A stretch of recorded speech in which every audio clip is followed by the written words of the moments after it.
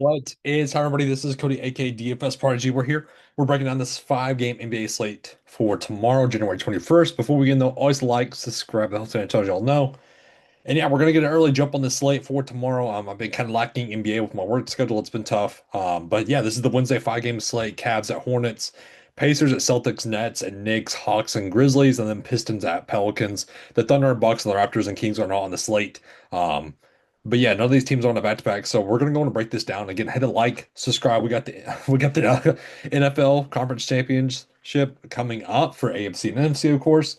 That's going to be some good games. We got the breakdown after that. The article will be out soon. But the cheat sheet, yeah, for NBA is going to be up. I already put out a prop that I like for the Patriots game. So definitely check that out on One Parlay. But yeah, shout out to them. They are the sponsor of today's show. Um, and yeah, you can find them in the link below. But anyways, let's break down this 5 game NBA slate. So starting up at the point guard spot, Kate Cunningham. What do you do with Kate Cunningham? So he's one of my favorite spin ups. Or actually, instead, let's do team by team. Let's do team by team. Let's go with the Cavs first. So no Darius Garland, no Max Struss, and Sam Merrill is out. So Donovan Mitchell 9-5. I like this spot for him. This is a great spot. I like D Mitch and I like Evan Mobley.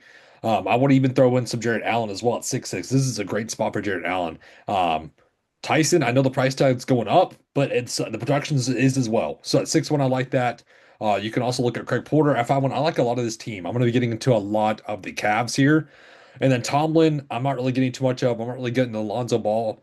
Dean Wade's going to be thrown into the player pool. You know how his minutes are fluctuating though. And then Proctor seeing around 10 to 15 minutes. I don't really trust that at all. I forgot to mention DeAndre Hunter. I'm not really getting too much of. Yeah. I really like Allen. I like Mobley the second most, and then I'm gonna get to some of D-Mitch if I can. On the Charlotte side of the ball, this is where it gets kind of either interesting. You have Cal Brenner and Diabate at the center spot. You can flip or flop. You roll the one. I don't know. I'd rather go Cal Brenner at 4-7.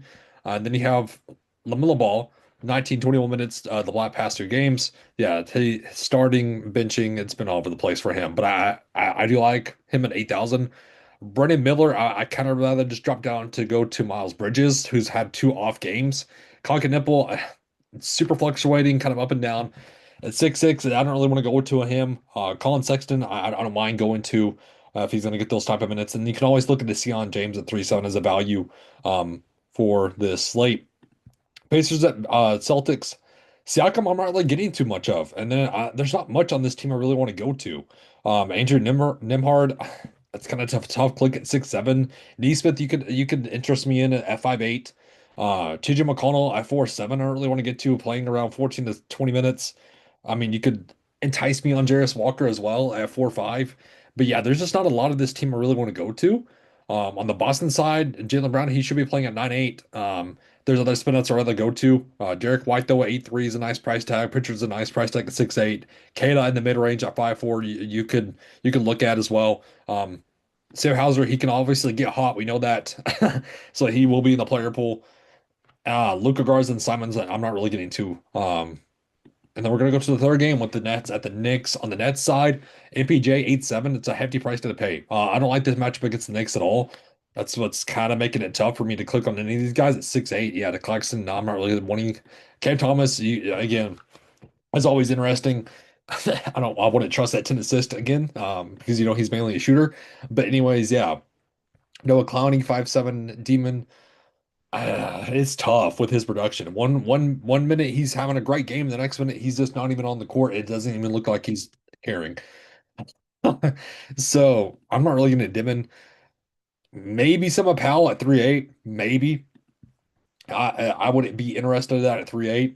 On the Knicks, Cat, great spot for him. 8-6, love that price tag. Jalen Brunson 8-5, I do like as well. Josh Hart 6-5 in the mid range. It's a nice price. It's a nice price. And then you have the likes of OG Anunoby and Bridges.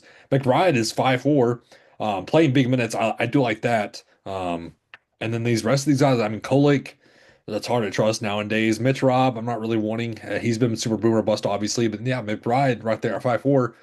Now, I mean, he's now priced near Bridges and OG Anunoby. So Atlanta at Memphis. So on the Atlanta side, Jalen Johnson 10-2 is a hefty price to pay. That's just what's making it tough for me to want to go to him at 10-2. when I can go again to other guys. Okongwu 7-4 with no Porzingis. I mean, maybe, but again, there's just not a lot of Memphis on one. Dyson Daniels, yeah, I mean, the price tag's 7-1 now. He can obviously get you a 51 game, but still a 1933. I mean, it's a tough click. NAW 6'9". I mean, yeah, he's had a great a couple games, but again, does that stay consistent is the problem. CJ McCollum, um, that's a that's a whole nother. I mean, that's a whole nother thing. I mean, do we really want to go to CJ McCollum at 6'2"? So yeah, I'm gonna have to look into the Knicks or the Hawks a little bit more. The Grizzlies sent the ball. I do like Morant at 7-7. We need the Aldama news. That's gonna be the big news. That's gonna be the really big news because we could get to some of Vince Williams. We could get to some GG Jackson. Conchar at 3 think would be a nice value as well. So we need this news with no ED as well. I love Jaren Jackson at 7-5. He's going to be one of my favorite plays of the set. I do like that a ton. And yeah, I do like Landell at 5,000. I want to highlight as well. And then Detroit at the Pelicans. Kate Cunningham is the vice spin up that I really want to go to at 10,000.